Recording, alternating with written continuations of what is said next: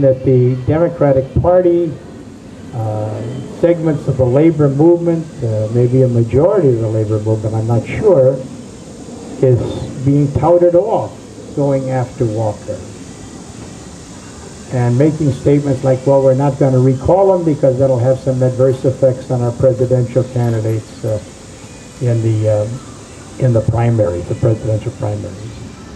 It's the most ridiculous thing I've ever heard in my life.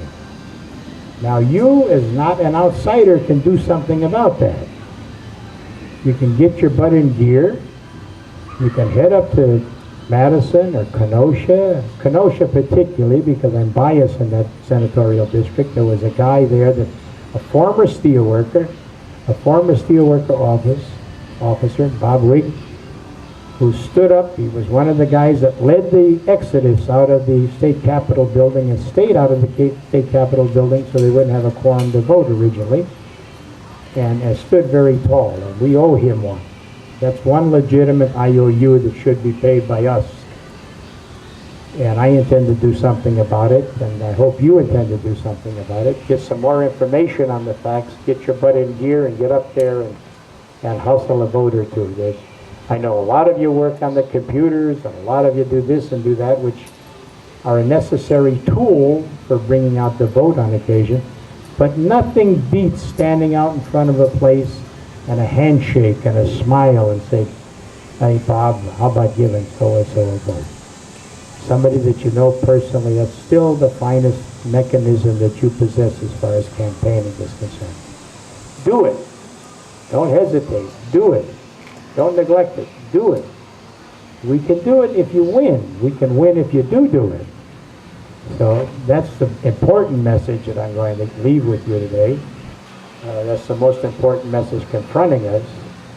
The other historical things of why I know I'm right is history shows me that, as Rose described it.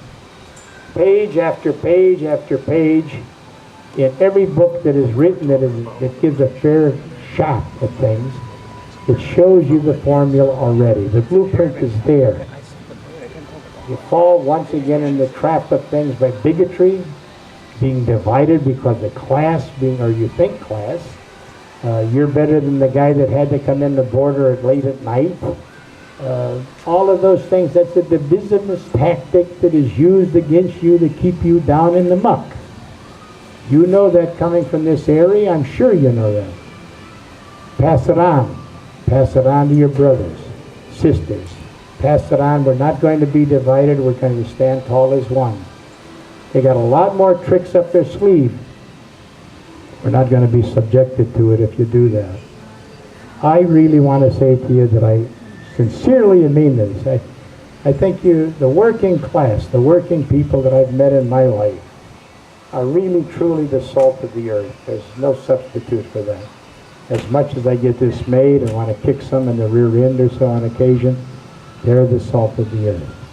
I put my trust in them quicker than I would a banker or a broker or a lawyer or all of those elements that I know are against me to begin with.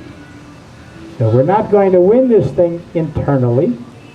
If we think so, then you're very naive. You got to go back to school and read another book or so. You're not, the cards are stacked against you that way. You've got to destroy